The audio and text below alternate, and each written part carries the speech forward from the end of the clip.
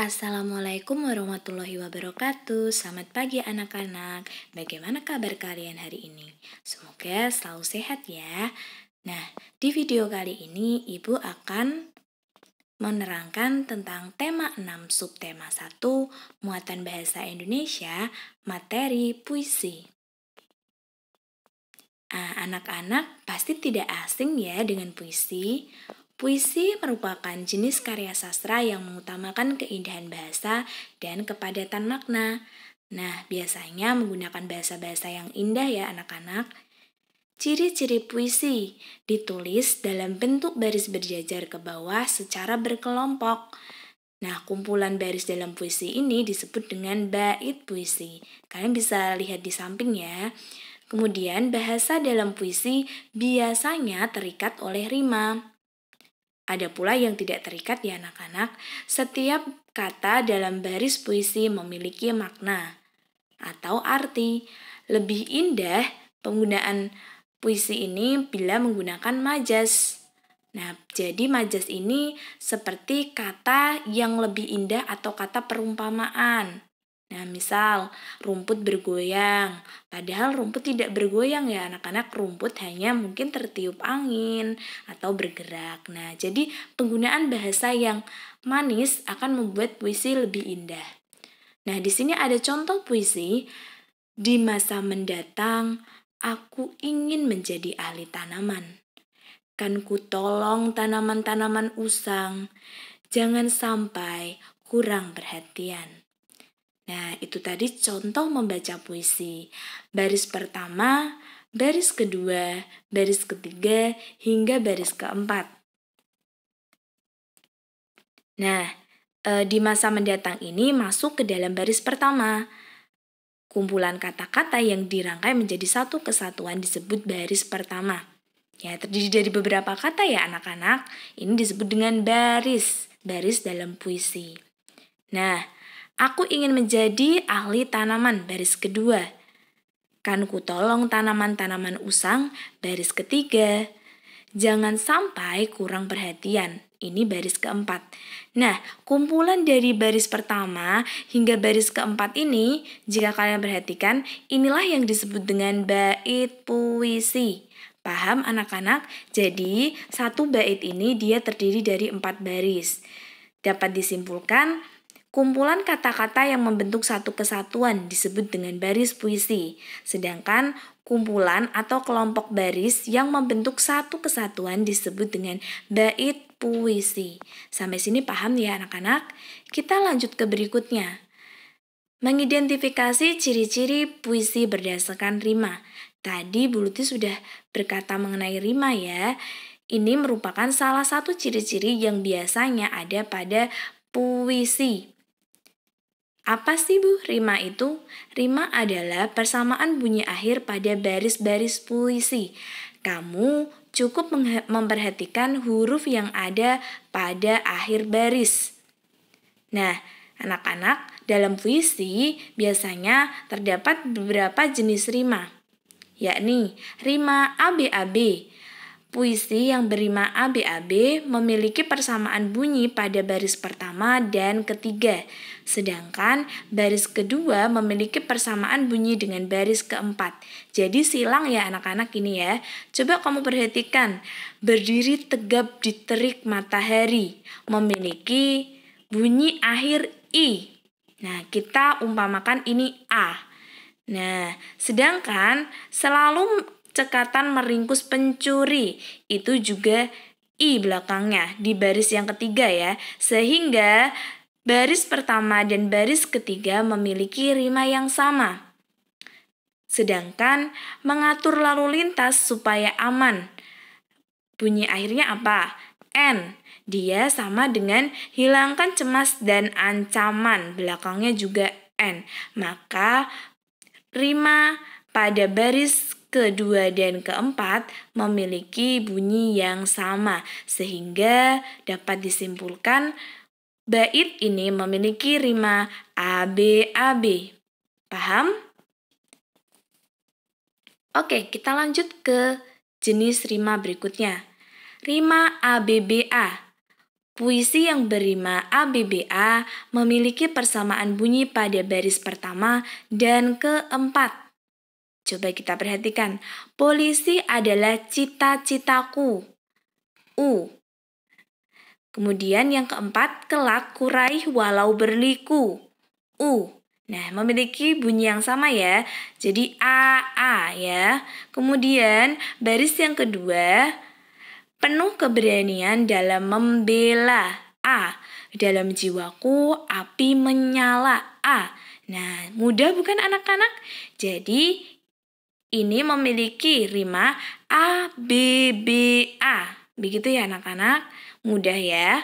Kita lanjut ke rima A, A, A, A. Puisi yang berima A, A, A, A. Oh, ini salah ketik ya anak-anak. A, A, A, A memiliki persamaan bunyi yang sama di semua barisnya. Aku kayuh sepeda. A. Jauh di sana aku berada. A. Menanam mimpi di masa muda. A. Tiada waktu untuk menunda. A. Jadi semua baris-baris ini memiliki bunyi akhir A, sehingga rima ini disebut dengan rima A, A, A, A. Ini yang bawahnya ini salah ketik ya anak-anak. Kita lanjut ke berikutnya. Yang keempat ada rima AABB. Rima AABB ini memiliki persamaan bunyi pada baris pertama dan kedua, sedangkan baris ketiga memiliki persamaan bunyi dengan baris keempat. Kita simak ya. Ingin ku memiliki suara merdu, U, agar dapat menyanyikan lagu. Nah, ini sama juga U, artinya baris pertama dan kedua memiliki rima yang sama, AA. Sebagai hiburan tuk handai tolan. N, dalam sebuah pertunjukan. N. Jadi memiliki satu rima yang sama, kita umpamakan BB. Jadi rima ini adalah AABB. Nah, bagaimana anak-anak? Mudah ya tentang rima. Kita lanjut ke berikutnya. Nah, kita mengidentifikasi atau memahami makna atau isi puisi. Makna sama dengan isi ya. Ada beberapa langkah untuk mengetahui makna atau isi puisi yang disampaikan penyair atau orang yang menciptakan puisi. Yang pertama, bacalah puisi dan tulis hal-hal penting dalam puisi. Jadi kamu pahami ya dengan cermat ya puisi tersebut. Kemudian, tentukan tokoh dan peristiwa yang terjadi dalam puisi. Puisi itu bercerita tentang dirinya atau tentang ibu atau tentang guru. Nah, kalian bisa amati ya, itu puisi menceritakan siapa, dirinya sendiri, atau profesi orang lain, dan sebagainya. Nah, kemudian tulis kata-kata sulit bila ada, kemudian cari tahu maknanya di kamus atau bisa bertanya pada orang tuamu. Nah, anak-anak misal nih ya, kamu punya kata mentari. Nah, apa sih mentari itu? Padahal kalau biasanya kita menyebut seringnya dengan kata matahari. Nah, ini mentari ini bahasa lain dari matahari. Nah, seperti itu ya anak-anak. Jadi, biasanya dalam puisi itu menggunakan bahasa-bahasa lain yang unik atau jarang orang mendengarnya. Misal, pudar. Nah, biasanya digunakan di puisi itu untuk menggantikan kata hilang. Biasanya kan kamu gunakan kata hilang.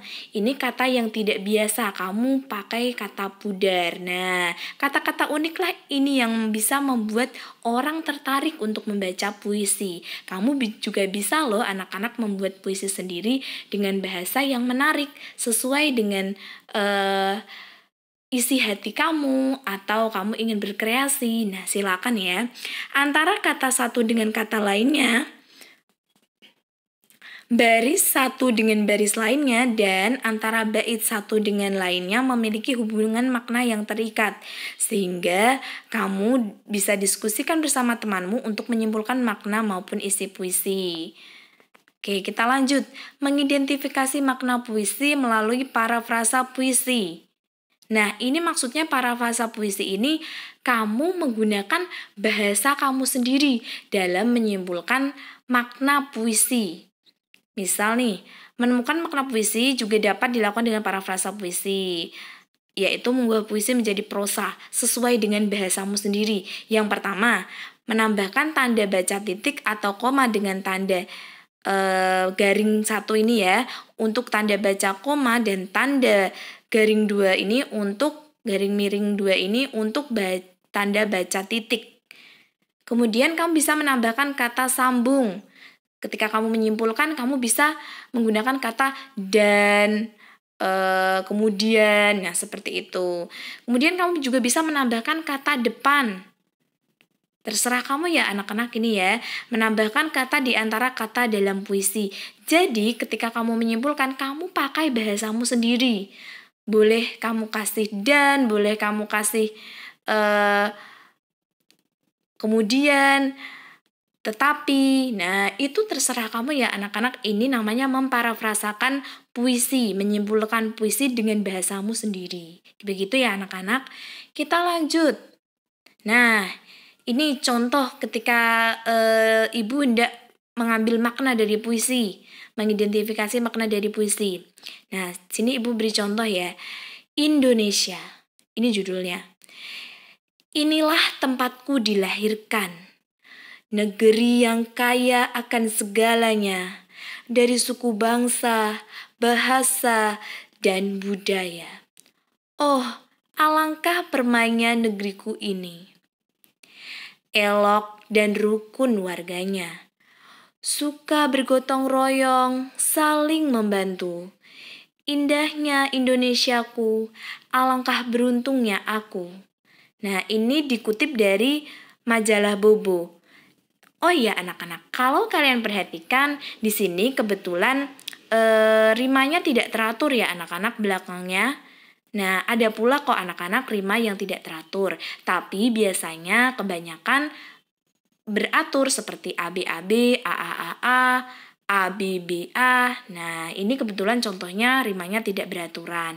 Tapi ketika kamu diminta untuk menuliskan, buatlah puisi dengan rima A, B, A, B. Nah, maka anak-anak harus sesuai ya belakangnya A dengan A yang baris ketiga dan yang baris kedua harus sama dengan baris yang keempat. Seperti itu ya anak-anak. Nah, ini setelah ibu baca puisi tentang Indonesia ini, ibu bisa menyimpulkan maknanya.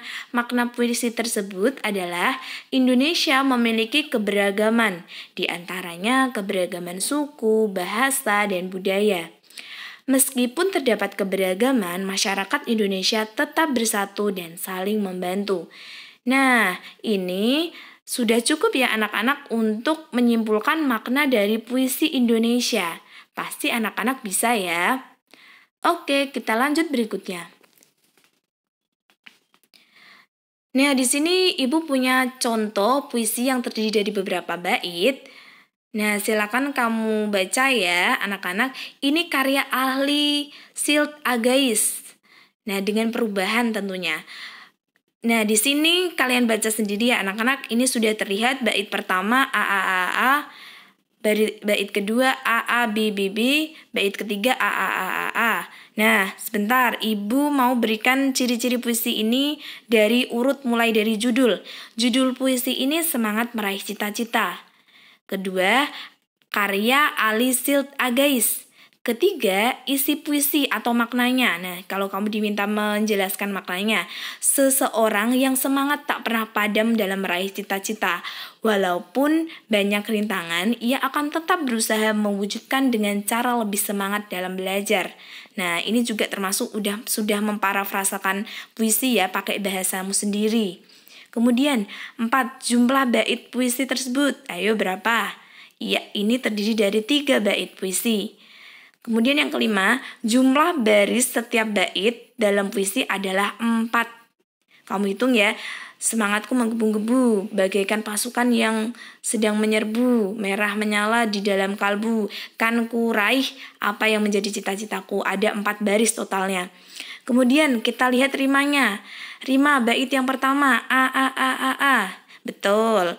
Rima yang bait yang kedua, A, B, ya betul. Dan bait yang ketiga A. Oke, sampai sini paham ya anak-anak mengenai puisi? Pasti sudah paham dan sudah jelas. Oke, selanjutnya penugasan bahasa Indonesia. Buka LKS tema halaman 33-34 yang bahasa Indonesia Romawi 1 dan Romawi 2. Kerjakan di buku tulis tema. Kalau Romawi 1 cukup menggunakan ABC kemudian dalam kurung jawabannya. Kalau yang Romawi 2 silakan menggunakan soalnya juga kemudian ditulis jawabannya. Cukup sekian ya anak-anak, semoga kalian sehat selalu. Jangan lupa selalu rajin belajar dan jaga kebersihan. Terima kasih anak-anak.